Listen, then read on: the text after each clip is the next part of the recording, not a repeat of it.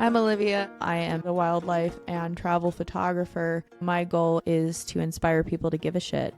I'm Pat. Spent 10 years in the Marine Corps. I have strong views on conservation and the U.S. Constitution. We will discuss topics like yoga, How to gut a deer and not fuck up your meat. orgasmic meditation, Full body orgasms. life after divorce. Life after death. Why the fuck do we still use plastic bags? Why can't everyone learn guitar in school? What do you look for in the perfect photo? What's in my food? What's in my mouth? We might also dabble in a little bit of motorcycles. That's right. She rides a Harley, bitches.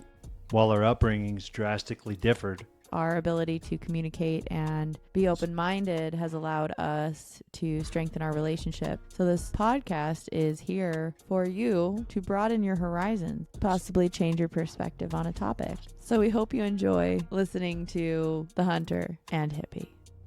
hello and welcome to episode 18 of the Hunter and Hippie. I'm Pat and this is Olivia. You got the number right. I looked at the paper. Oh, I thought I was impressed. I'm like, No. damn, the first time you've ever got it right. No. Today's episode, we are going to discuss hunting. This has been a long-awaited episode, and think of it more as like an interview with me. Olivia is going to ask some questions, and in those lines of questioning, I will go over my experience in hunting, and hopefully by the end of this show, you guys are able to take away something and get your ass outside and hunt. The reason why it's more like an interview is this is kind of like for the people who don't know how to hunt, who have never tried it, but they're interested like me. I have questions that I'd like answered. And there's obviously, I have some experience in like the art of patience and all of that with photography, but obviously it's totally different with a rifle or a bow. So we're just going to discuss kind of the basics, and I'm going to pick Pat's brain and ask him all kinds of questions that revolve around hunting in general. And by no means am I an expert at hunting. I'm not sponsored by anybody. I don't go on extravagant wild game hunts to Africa and shit like that. So this is more of your local hunting and how to get out there and get started in it. And eat good food, Yeah. like backstrap. Yeah, organic, field to table type stuff. All right. So I'm just going to get going with some questions. First, I want to know how you got into hunting. I want to say the first time I went on a hunt at all, I was 8 or 9, and it was with my dad. And in California, where I grew up, you can't hunt legally until age 12. And at age 12, there's then what's called the hunter safety course. So you have to take a hunter safety course before you're allowed to shoot a rifle or a shotgun or a bow or any of that stuff. And we'll get into hunter safety here in a little bit. But started for me at like age 8 or 9. I was like shadowing my dad when he would go on deer hunts. So I thought it was cool. More of like hiking around, things like that. For my 12th birthday, my dad took me to Norco, California, where I took a hunter's safety exam. It's a 10-hour course. You learn everything from different species of animals to how to field dress an animal, meaning skin it, gut it, process the meat. You learn the different calibers and like what foot-pounds of energy are allowed for different animals, and they're all state-specific courses, but I got into it when I was young. Really, for me, it was being outside, sharing like a bonding experience with my dad. He worked a lot when I was a kid, and typically every year in October we would take a 1 week, 7-day vacation, and it wasn't a vacation; it was hunting. I remember being a freshman in football in my high school. We were pretty good in football, and I was a freshman. I got pulled up to varsity, and we had this big state tournament where we placed every year that I played. But I remember my coach being extremely pissed off at me because we scheduled a vacation right during the week of a game. So I missed a playoff game solely to go hunting. And we got skunked. We didn't see any deer. We didn't see jack shit. my That coach, happens a lot, right? oh yeah, Yeah. we came back and my coach said, what did you guys see? What did you kill? Was it worth it? And I was like, I saw one crow. And he's like, you missed a fucking football tournament to go hunting. You didn't even come back with anything. Fuck you. So it seems like with hunting, the expectation is to not see an animal. And if you do, like, that's kind of like a rarity. And also it probably depends on like what state you live in and all that. Yeah, it depends on your state. It depends on the species that you're hunting. If you're elk hunting and you've never been elk hunting before and you drew a tag and you're like, I'm going to go out in the woods and find an elk. Good luck, buddy. They're They're pretty elusive, right? Yeah, they're called the ghost of the forest for a reason. Yeah, I've never seen one. We went out last night hunting with our cameras. Time out. You went elk hunting with me. I know. But We that saw was like 300. no, and no, I didn't. I saw like we saw the cows that ran at that ridge line, that overlook when we were looking for the buddy of your dad's. And then you shot one from like 200 yards away. 386. Sorry, 386 yards away. And so everything else, they're like, oh yeah, like you'll totally, we'll see them. I saw literally like a cow run by, go into the bushes, and they were all gone. Like that was it. And the picture I got was a blurry thing of just a Yeah, brown blob. I remember. Yeah, I'm like, cool. That's the only elk that I photographed and the only one that I really saw. And I've never experienced like the bugle and all of that. And I mean, I've never heard the ghost of the forest, but it makes a lot of sense because I've never seen one. I've never stumbled across one, hiking or anything. Right. It's kind of frustrating. Back to your expectations. To be a professional in anything, you need lots of practice. So don't expect to go to your local, Big Five or Shields, buy some camo, buy a weapon, buy some bullets, not go to the range, not know your weapon system, and then just go out in the woods and expect to have a success rate. Sure, it happens for some people, but most of the time it's not going to happen for you and you're going to be disappointed, might put a sour taste in your mouth. My suggestion is pick a weapon system that you're comfortable with. If you've What if never you're not comfortable with anything? What would you start with then? get comfortable being uncomfortable. No, I'm saying like if you're literally not versed in any weapon, Sure. what would you have somebody or recommend somebody to start with? I mean, like the stapled rifle for hunting is a 30-06. I know that. I've heard that. A 30-06, a 308. I would stick to a caliber that is readily available and there's a lot of information on it.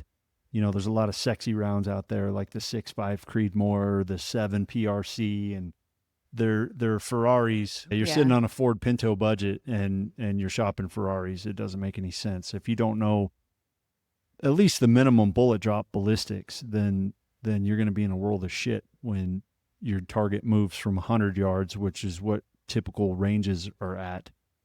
You're going to sight your rifle in at 100 yards. You're going to practice at 100 yards. And then you shoot, you got excited, you were looking at the antlers or whatever, you missed, and now you range your animal again after it ran a few yards in your mind, and your next range is like 375. And you're like, oh man, I've never shot at 375. Now what do I do? If you don't know your bullet drop, then you're not going to understand what a holdover is and understand, where your crosshairs have to be on that animal according to your bullet drop. Yeah, when we were in New Mexico and you were hunting, you had like an app and you were doing stuff. Yeah, and ballistic computer. Yeah, and I'm like, what? And you're like, okay, a couple clicks here, click, click, click, click, click. And then you got her, not him. Right. And I'm standing behind him like, what the fuck just happened? Yeah. So what happened during that, right? Well, initially, the rangefinder froze. I range estimated incorrectly. Hit the dirt. And I shot between a cow elk's feet, which told me I was about 10 inches off. So told me my range was roughly 100 yards off. Terrible on my part. But I got the rangefinder up and running. I got one quick range on it. Typed the range into my ballistic calculator, and it told me my holdover based on my bullet caliber and bullet weight. So, and like, don't you also, you like talked about like the rotation of the earth and oh yeah, all that. And yeah. I mean, I mean, Yes, that it all doesn't, makes sense, but I don't consider that. Like I wouldn't have until you were like, well, yeah, you got to think, and then the humidity in the air and the wind. But yeah. there's like so much to consider that for me, it like makes it really intimidating. Yeah. And you don't have to get that deep into it, honestly. But how do you not get deep into it and then expect to shoot something successfully? Well, for me, I have to get deep into it. But for That's a what she novice, said. yeah, Jesus Christ. For a novice shooter, yeah, go to the range, hit your paper target, let your scope do the work for you. And then as you advance, go deeper into the ballistics. Go ballistics before you go gear, right? What does that mean? Drills over drip. Don't What? don't don't expect to be a badass deer hunter because you went online and bought some Kuiu gear. Expect to put in a lot of work. Most hunters put in 3-4 months of work prior to Mm. their 5-day hunt. Yeah, like our friends that hunt Yeah. all over the country and they're like doing crazy workouts all year. Yeah. And then it really clicked this last time when they just got, what was it, a mountain goat in Idaho? And they were like in the back country and they had to carry all the meat out. And I'm like, oh, yeah, that makes so much sense why Jesse's always doing these heavyweight things and like lugging things around because he's preparing to carry a carcass and all the meat back to their truck. Yeah. And fitness is huge. Don't be a road hunter. If you plan on driving your vehicle up and down the street or up and down a dirt road until a deer crosses your path and then you jump out of your truck and shoot the deer, you're a fucking asshole. We hate you. Quit. Whoa. Whoa. I'm not kidding. Every hunter despises road hunters. Oh. True hunters despise road hunters. Well, it's like, I don't know, it seems like cheating. It's Right. like the art of it, the patience and like the reward of all the training, all the waiting, the tracking to get the animal and then that just seems like cheating. And I mean, for a lot of people, here comes the hippie in me. A lot of people find hunting to be a connection to their ancestral past. When I hunt, I think of all that stuff while I'm hiking. I'm like, man, like 150 years ago, they didn't have all this gear that I have. They didn't have a rangefinder. They didn't have a camelback that's full of water. They had to survive off the elements, and that's what I enjoy doing when I hunt. My favorite type of hunt is one where you are camping the entire time. I did a California mule deer hunt in the Sierra Nevadas. X9B was my unit. And is that like the zone yeah, area? Like, okay. that's in zone. So X9B is just south of X9A. X9A is like the prized California tag. But X9B, it was all I could get. I was happy about it. I to the day I still didn't have a rifle mule deer. I had archery, but I had never killed a rifle mule deer. And in California, it's bucks only. So I draw this tag.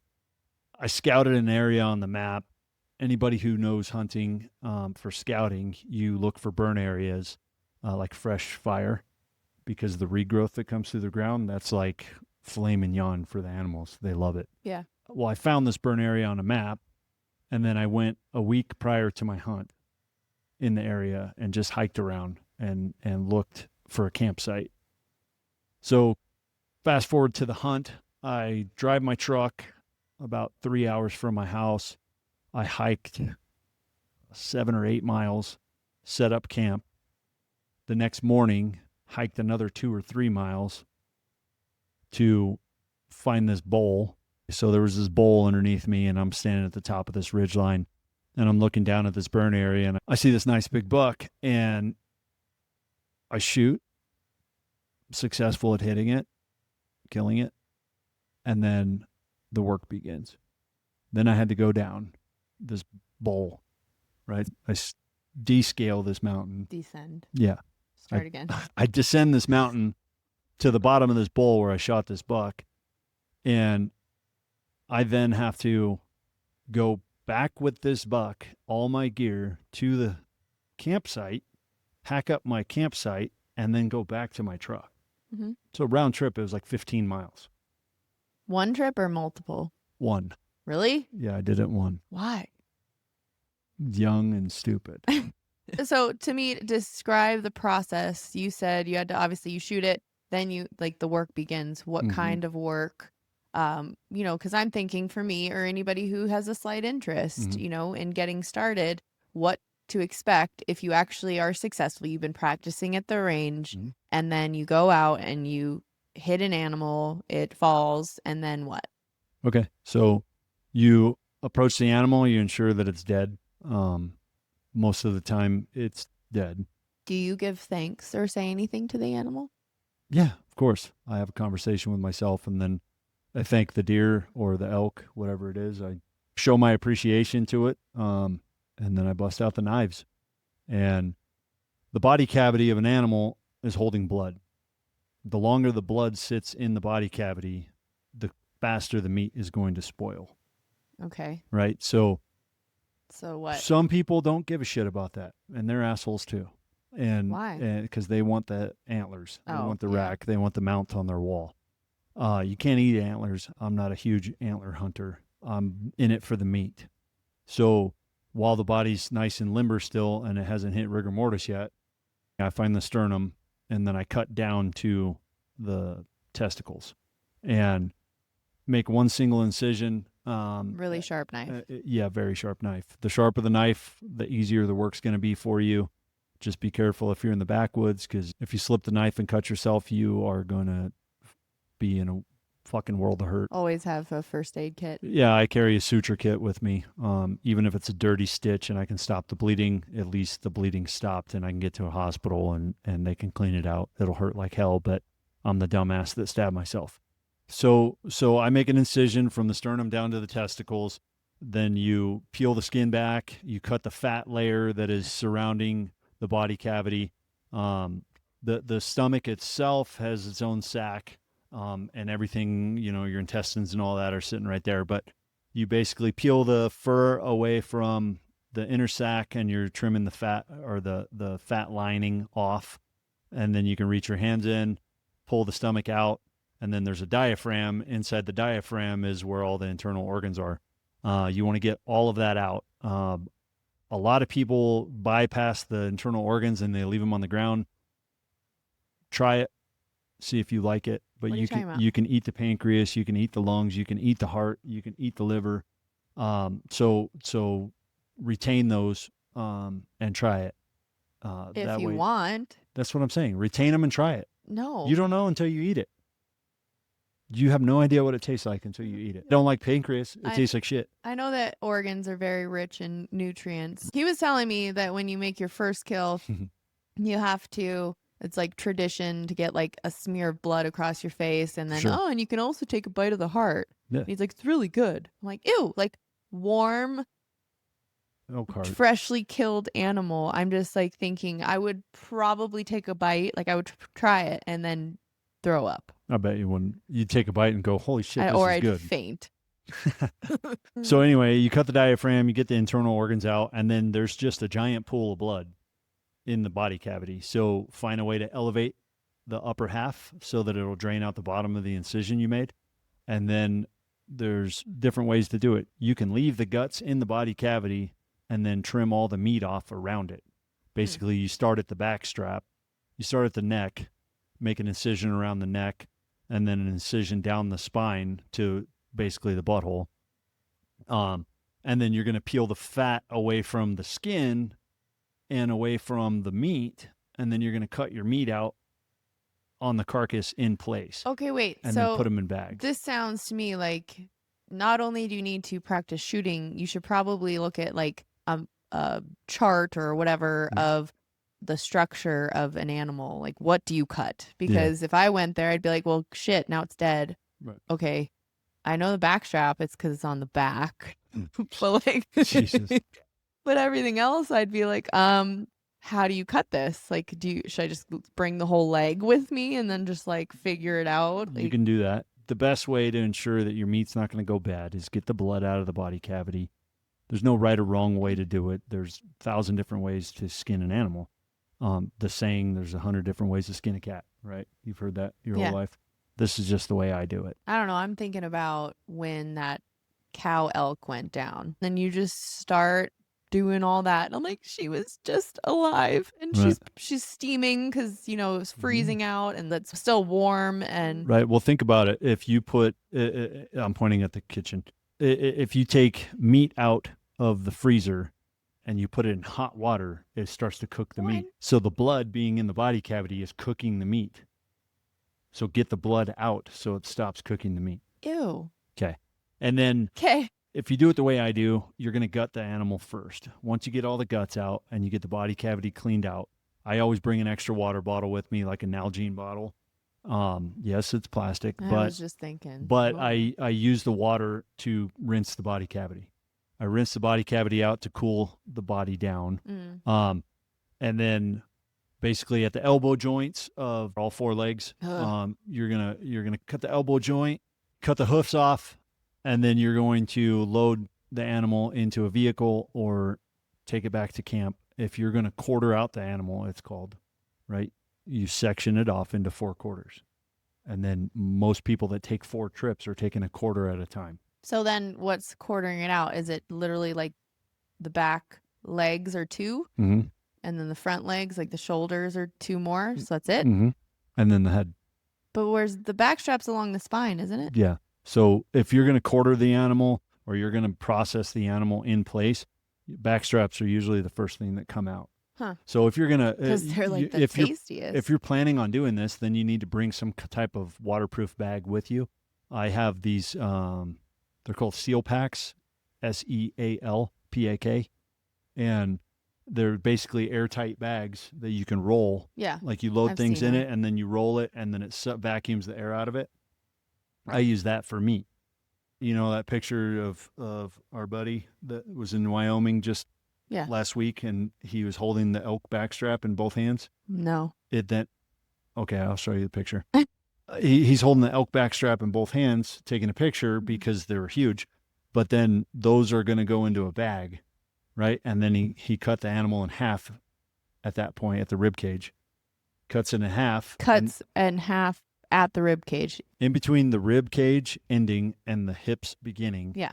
You cut it right there. And then you cut it again down the center. Mm-hmm. And then you can literally hold both hind quarters. Yeah. Right? At the butthole. Use the butthole as the center line. I think of like a cartoon, you know, just these big legs. Well, that's what you got to think of it as. Yeah. And then you won't get grossed out. Sure. I smelled the dead elk and when you started cutting it and then you guys like scooped all the poop out of its freaking intestines. You were just like, oh, just get that out of there. And I was like, oh my God, that one, like this cow had to poop. Like literally she had to poop and then she got murdered. That's all they do is eat and shit. Well, I know, just like most grazing animals. So back to quartering. You're going to cut it. This is taking too long with the quartering. Well, I think you this is explained it all. No. You keep interrupting. No, you explained it all. You did. How do you do the front? You go around the shoulder blade. And then what? And cut it in half. But then it's connected to the neck. Cut the head off. Perfect. Yeah. See? That's easy. So you lop the head off. And isn't there something called like, what is it? Caping? Yeah. Is that where you like try to keep the skin on like the whole skin on the head? Because it's like a head and a cape, and then that's how you do the taxidermy stuff. Yeah. So people that want taxidermy, you're going to gut, empty it out, cool it down, load it up, get it back to a shop or your camp or wherever you're going to process this animal. You want to let it hang, but the fur is still insulating the meat, and you want the meat to cool down as quickly as possible. So you're gonna skin it. Like that picture of you with the elk hanging upside down. Yeah. Exactly. Hang it upside down. You watched I skinned like 6 animals while we were in New Mexico. I know. But while they're hanging, you're gonna pull the hide away from the meat. Yeah. And it looked like it was actually kind of easy. Once you grabbed the skin, it looked like you just kind of just followed that and gently with the knife just started pulling it away. Yeah. It takes a sharp knife and then you have to have enough pressure to pull the hide away from the animal. It's not as easy as it looks. So what I do as a trick is I will poke a hole into the hide and I put my ring finger and middle finger inside the hide, and that gives me something to pull on. Yeah, I because saw you do that a few yeah, times. because it'll get slimy and slippery. How long did it take you to skin one of the elks? 9 minutes on an elk and about 6 minutes on a deer, So you've done it before. a couple hundred times. So the best way to start hunting or to get into hunting is not buying gear or buying some gear. What would you recommend? I would recommend scouting the area you're going to be in so that you know and understand the weather and what could happen. So you have to bring enough gear to be comfortably cool. So like if I like last night us going out with our cameras, Mm-hmm. doing more of that and just getting a feel for the wind, the weather, all that. Like Yeah, watch the weather patterns and what they can and can't do. It's beginning of October now, and at any time it can fucking snow. So we be need, prepared with yeah, layers. you need to have enough layers to be comfortably cool. You don't want to wear so many layers that you're sweating. If you sweat, you're going to freeze, you're going to hate life, and you'll probably never hunt again. There are a couple other things that many people I don't think of, and that is like making sure you don't use a ton of your soap and like scented things so that you're not walking into the forest Yeah. smelling like, sweet pea from Bath and Body Works or something. Right. So not showering. Like last night, my hair was dirty because I knew we were going to do that. And I was hoping that we'd see anything. We saw like what, 5 does running Doves. away. Yeah. Deer. I mean, there's so many little things like that. I know layers because I am a photographer. Like you say, better to look at it than for it Right. type of thing. But layers, snacks, water. I didn't think of this until we were freezing our ass off in New Mexico, sitting in that tree blind. It started getting really cold, and he whips out just a whole thermos of hot water. And I was like, brilliant. Because then last night I'm like, we should do hot water. And we did. And it was like a nice way to warm the core up because we got rained on the entire time we were out there. But I almost like thought, a fleeting thought was like, ooh, we should just make tea. But then that's a pretty strong scent. Yeah. For scent control, what I do is I put all of my hunting clothes in the same bag, and they're stored in that bag year round. And I wash it with no detergent at all. So it's just literally like watered down bloody clothes every time. No. And then What? I wash it like that, and then I dry it, no dryer sheets. And then I stuff it into this bag. And in the bag, I have pine needles and baking soda. And I kind of like shake the clothes up into the bag. And then every year without fail, I pull my hunting clothes out and they smell like a pine tree. So it's just kind of important, if you're going to be hunting in sage brush and there's no pine trees around, probably don't load your shit full of pines. Yeah, But know where you're going. But being out here in South Dakota, we got a mix of everything. So I just kind of grab shit along the way and stuff it into the bag fresh with clean clothes, and then I don't have to worry too much about scent control. Before going out, I don't shower and put on, Lotion, cologne or any scented anything. Yeah. I think of like rolling around in the dirt too, like a dog. I mean, before going out, like yeah, you don't need to do that. But like, hey, I might do that. What's more important is just pay attention to the wind.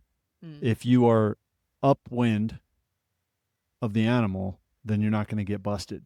If you're downwind and they get your scent, you're never going to see them, because by the time you get to where they were just standing, they already smelled you and they bounced.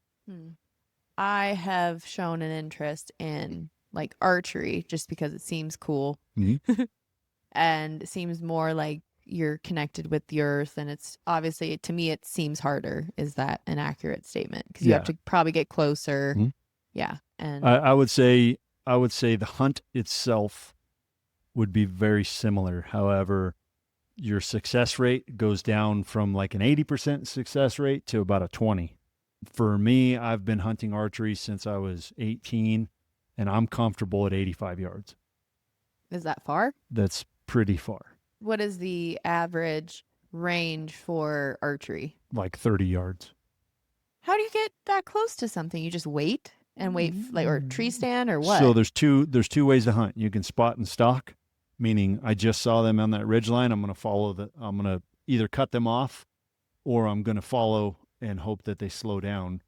They're so fast. Well, that's spotting and stalking. And then the other way is, a tree stand or a ground blind. But that's kind of sitting, waiting, you scouted the area quite a bit. You know the game trails. You know where they walk. You know where they eat. You know where they go back for water. You know where they bed. You locate a spot, put a tree stand in a tree, and you hang out there from sun up to sundown and hope they cross you. Or you can road hunt. If you road hunt, I don't like you. You're like, I have nothing to say to Go you. away. No tips for you. Yeah. But your success rate drops with archery. I mean, we know so many people that archery hunt. Yeah. Like, why do they if it's so hard? It's fun. Why is it fun? So for me, I archery hunt because it's more of a challenge. It's not a challenge for me to locate an animal. I'm pretty good at doing that. Why didn't you help us last night? We had like 30 minutes before it got dark. Yeah. Oh, tip. Get there early. Yeah. Get to your destination way earlier than you think so that you can get set up and you can be somewhere when it's still light out. Yeah. And when you move, just move quietly. Don't be in a hurry. If you kick a rock, everything around you heard it. So get out early and get out often. But the reason I enjoy archery hunting is because it takes more skills in order to harvest the animal. You have to be good at stalking. And I don't mean like looking in your girlfriend's fucking window. You look for signs from the animal using all of your senses. I'll pick up a piece of deer shit and I'll go like this and with my fingers. Rub it in between your fingers? Yep, I'll rub it between my fingers. You smush it, and when you smush it, if it's nice and green on the inside, it's fresh. It's literally just chewed up grass. I know. But I don't normally just play with poop like that. Well, welcome to hunting. Yeah, I guess you are going to, if you get it, you're going to stick your hands in their body, dead body. Right. The struggle that I am having with even starting archery is I naturally want to shoot right-handed, but I'm left eye dominant. So like with that, what would you recommend? Do I switch eyes or do I switch hands? Shooter preference. I mean, I can draw a bow back easier with my dominant hand holding the bow. But I trained myself to have my support hand on the bow and my dominant hand is the draw. There's so many considerations. But my question was what, like, if I wanted to get into it, you're just saying shooter, like my preference, I switch my eye or I switch my hand? Yeah. Whatever's more comfortable. And it just takes practice. You can't go to Walmart, purchase a bear archery bow, and then expect to be a professional because you watched a fucking 10-minute YouTube video. You have to throw thousands of arrows at a bag and dial in your sights. There's multiple different sights, single pin sights, 3-pin sights, 5-pin sights. Each pin is a yard line. What are you going to do when that deer is 57 yards? Are you going to use your 60-yard pin and aim low, or are you going to use your 50-yard pin and aim high? These are all considerations you got to do. And it also probably depends on where the animal is. Is it above or below you type of thing too? Yeah. Is it at an angle? Huh. Am I in a tree stand 25 feet in the air? Now my arrow is going to shoot shorter than I expect it to. There's a ton of considerations to go into it. You asked me the question of what would you do as a beginner? I would suggest rifle hunting first. So then you're just working on shooting, breathing, and what goes into 7 fundamentals of marksmanship. And you mentioned them in the last podcast. And before you go and ramble them off quickly, can you go slowly so I can even register what you say? Please? Yeah. So stance. You have standing, kneeling, sitting, prone. All within that is your stance. What's your posture like? What's your bone support like? Or do you have bone support? Are you canted? Angled. Okay. Angled in or out, right? The gun. Correct. Okay.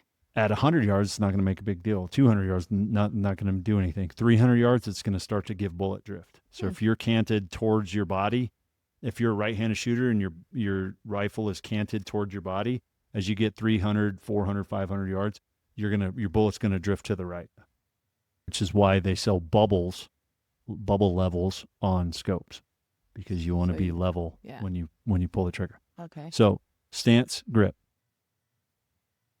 sight picture, meaning when I am looking through the scope, I am seeing my reticle perfectly. What is a reticle? Jesus Christ. The Crosshairs. plus? Yeah, the Okay. crosshairs. Don't Jesus Christ me. So I'm if not a you sniper. when you're looking through the scope, your reticle needs to be crisp and clear. My vision should not be fluctuating from the crosshairs to the animal and back and forth. Mm. You hear buck fever, or you hear people, they got a Fancy. bad shot off because they were staring at the animal. That means they weren't looking at their crosshairs, they were looking at the animal through their scope. Sight alignment, right? Is everything aligned? Do I have a nice firm circle when I'm looking through my scope? Or is it offset slightly? Is there shadows within my reticle as I'm looking at it? If there's shadows, then I need to adjust something. Is it my head placement? Is it my cheek weld? Is it my, where the gun is shouldered? You need to change your body in order to get a nice, perfect circle. Your sight lens is supposed to be a circle, and you've only got a tiny little picture of what you're seeing through the scope instead of it being the whole scope because you're not close enough to it. Oh, gotcha. So if you have shadows in your scope, you need to adjust. But you probably don't want your eyes super close because isn't that how people get like a bloody eyebrow? Right. Well, you would get a shadow if you're too close. Oh, really? Yes. Stance, grip, sight picture, sight alignment, breath control. Mm-hmm. Now, your natural respiratory pause, if you take a deep breath in and exhale, when all of the air is out of your body before you take your next breath, that is a natural respiratory pause. So you're shooting at the exhale when you're no air. After you exhale, before you inhale, that is your natural respiratory pause. It's different time length for every person, but it's natural. You don't want to force a longer breath hold.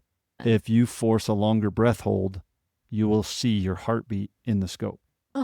Wow. So you find your natural respiratory pause, and that's your breath control, and then trigger control. If my finger is too deep into the trigger and I'm firing off my, second knuckle on my finger, then I'm likely going to jerk the weapon system towards my hand. If I'm too short on it, then I'll push the rifle the other way. And when you squeeze the trigger, it's a slow, steady squeeze straight back until the weapon goes off. I was always trained it should surprise you. Should? Yeah. Yeah. So stance, grip, sight picture, sight alignment, breath control, trigger control, and then follow through. The round follow through means if my bullet was successfully placed where I aimed and it was effective on my target, then I'm done. If it was not, then I have to re-engage. And in order to re-engage, I got to cycle back through my fundamentals in order to do it. So it's a constant cycle. So there's a lot of stuff to practice, it sounds like, even if I wanted to get into it at all. Right now, I'm happy with my camera and hopefully taking a cool picture of something. Even in photographing animals, you're still applying probably most of this, right? Yeah. I found myself doing that yesterday. When I was taking photos, I was repeating the 7 fundamentals of marksmanship in my head. Actually, I am impressed. Your pictures are normally clear. And why I say that is every time I hand my camera to somebody and the settings are fine, they're good, and every picture is blurry. I'm like, how does this happen? But I think, like you mentioned, the breathing, it applies to photography too. Like, you can't just point and shoot and expect the shot to be clear. What exactly does hunting do for you? It gets me outside. It gets me out of the house, away from a television, away from my cell phone. 90% of the places that you hunt, there's no cell reception. It's beautiful. Knowing that we were going out yesterday, I sent everybody that needed to know a text message. I'm going to be out of cell service until about 7:30 tonight. And all of them gave a thumbs up reply. All right, they got it. I'm good. My phone can now go off. Yeah, that's definitely something to consider. Telling people that you are going hunting and the expected amount of days and the area, because Ashley, there's been times where I text her and it's like days that I don't hear, and I'll just like text wellness check. Like, are you dying in the wilderness? Like, do I need to go, tell who would I call? Forest Service? Who do you call? Whatever county it's in, it'd be the sheriff's office. I think really important. And she has texted me before when she's solo. She's like, I already told my husband, but I'm telling you as well. This is where I'll be. And, I'm going to be there all night. Yeah. And that's not uncommon. My best friend Mike, he sends me latitude and longitude of where he's going to be. And most people would look at that and go, this dude's ridiculous. Like, that's crazy. What do you mean? Like psychotic. Why? Like, why is he giving grid coordinates? I saw it come in Yeah. when he texted you. I saw this long just numbers, north, south, and all that shit.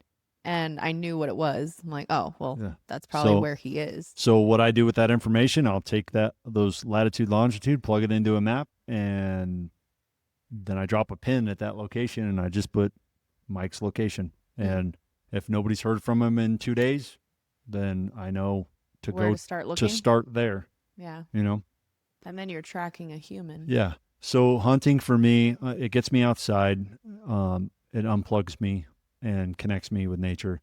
I get in a primitive mindset where... Do you start grunting and stuff? No. No. No, that's stupid. You're not like... No. No. No. I get connected with my own mind. If you're not comfortable being with yourself, I don't suggest going hunting. Well, actually, I do. Go hunt. You need it. Because you might find 6 days alone are going to be a good reflection for you. You might not harvest an animal, but you might come back. You might come back? Like mentally. You might come back mentally better. Okay. In a better place. You might come back. Yeah, you might come back hunting. You might come back. You might come back in a better place mentally.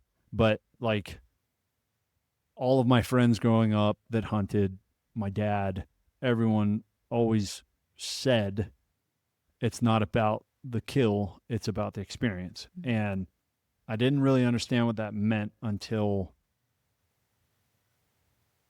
I was probably 17 and I was waterfowl hunting, and it was badass. We got our limit in like 2 hours. The sun came up, all the ducks were flying in on the Pacific Flyway.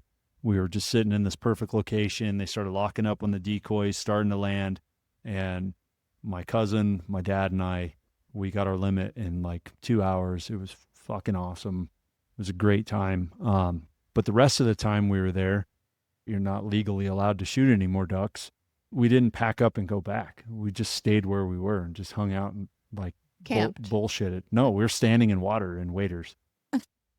And we just stayed there until it was getting dark. And then we're like, all right, we can go back to camp. We're kind of hungry. But it was a fun experience and it was a good time. So I encourage people to get outside and get off your ass and go hunt. You just have to practice. It takes time. If you've ever trimmed fat off of a steak, there's no difference except for now it's connected to a bone on an animal that you just shot. An animal that's looking at you with blank eyes. Nah. Yeah, okay. Do you hunt every season? Yeah, 100%. Do you hunt multiple animals every season, or do you have a preference over which ones to pull? If I got an elk tag, fucking game on. Elk is the way to go. I prefer the taste of whitetail deer over mule deer. Mule deer to me tastes gamier. That tastes more sagey, whereas whitetail, it's just like a slightly sweeter taste to it. A little bit more tender. They're different animals. They don't live in the harsh conditions that mule deer live in. We have both here. Yeah, we have both here.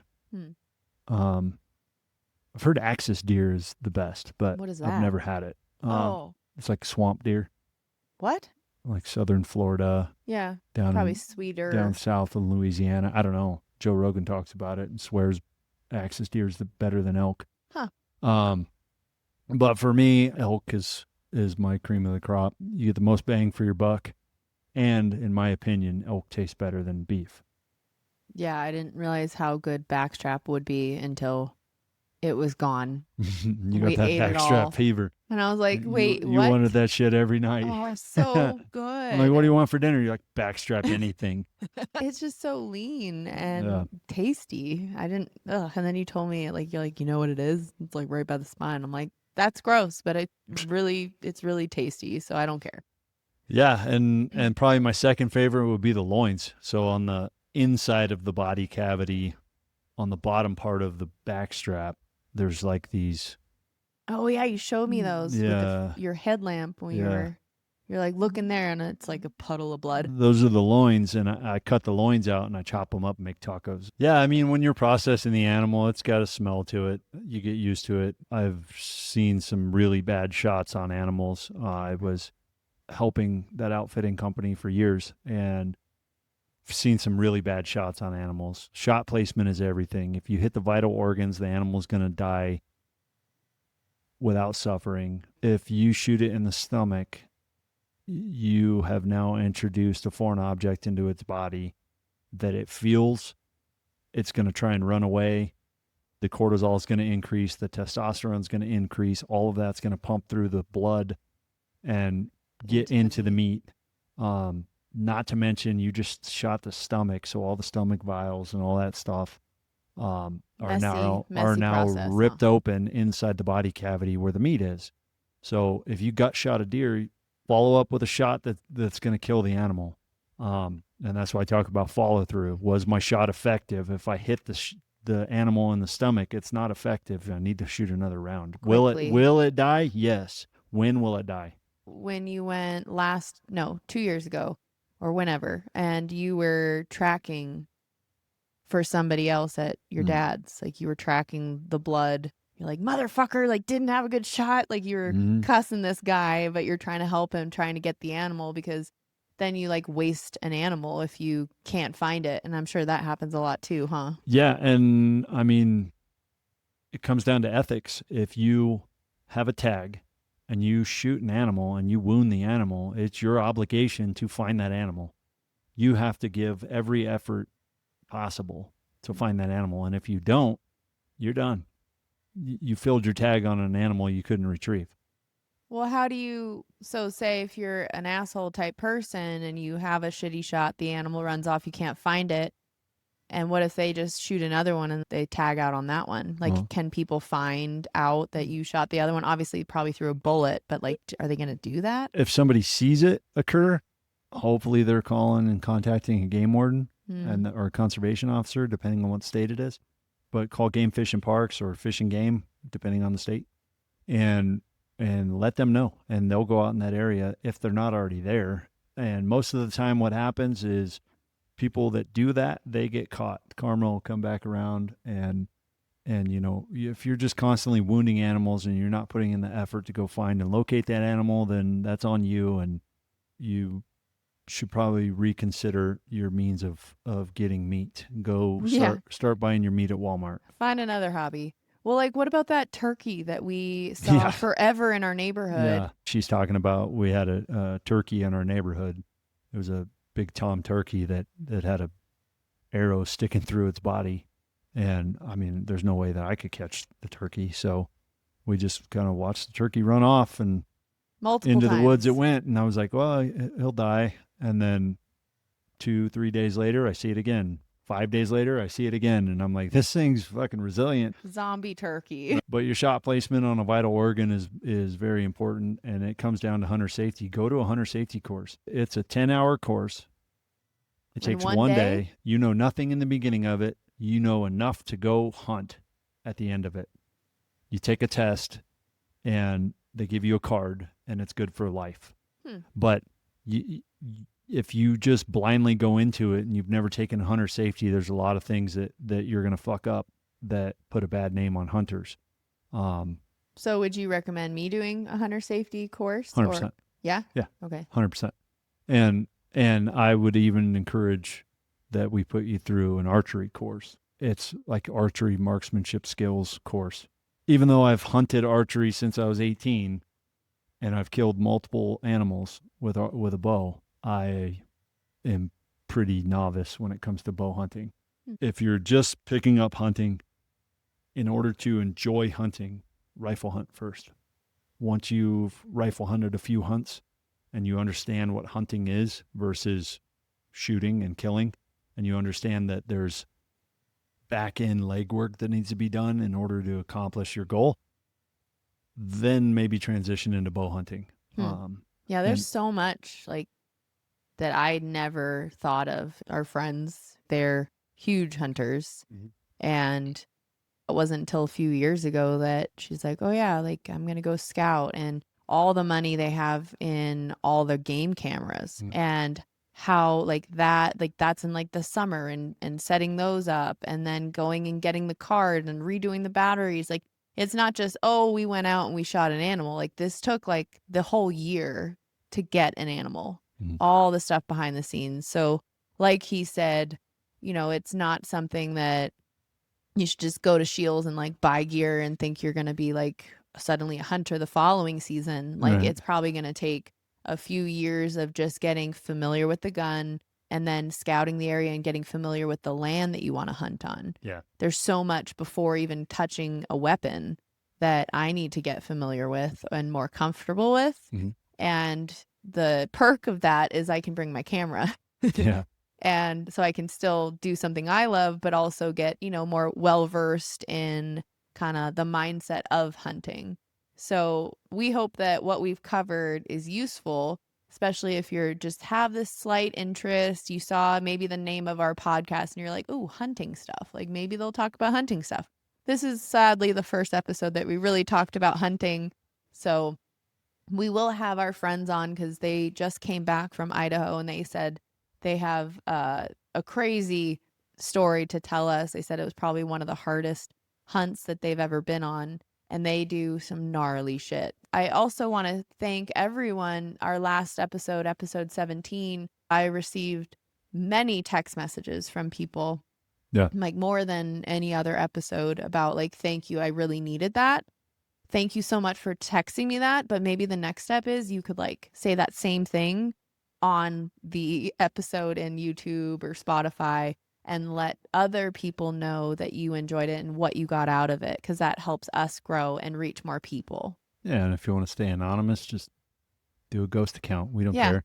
And you got questions regarding anything I covered in the hunting, just shoot us an email or comment on this and we'll answer it as quickly as we can. We want to help you guys out. My mission is to inspire people to give a shit, and that's very vague because I want you to give a shit about yourself, your neighbor, the planet, animals, like everything. So if there's a question or something you're struggling with and you want us to answer, we will answer it and you will remain anonymous. So we will respect your privacy. Yeah, and there's no healthier way to eat than to go out in the woods and harvest your own meal and bring it back to your family. That's like going back to Happy hunting, fuckers. That's like going back to like teepee days, you know? Like the man brings back the meat and then the woman cooks it and forages for the berries and has babies. So thank you guys for listening. Come to kitchen. We want to again thank you for listening.